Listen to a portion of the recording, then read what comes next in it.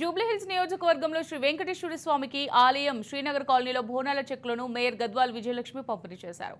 CM Revanth Reddy ఆదేశాలతో ఆషాఢ మాస బోనాలు పండుగ ఘనంగా నిర్వహించేందుకు రాష్ట్ర ప్రభుత్వం గతంలో కంటే ఎక్కువ నిధులు కేటాయించిందన్నారు మేయర్. గతంలో 15 కోట్లు మంజూరు చేస్తే రేవంత్ సర్కార్ 20 కోట్లు మంజూరు చేసిందన్నారు. జూబ్లీహిల్స్ నియోజకవర్గంలో మొత్తం 82 గుళ్లకి 39,77,600 మంజూరు చేయడం చాలా సంతోషకరమన్నారు.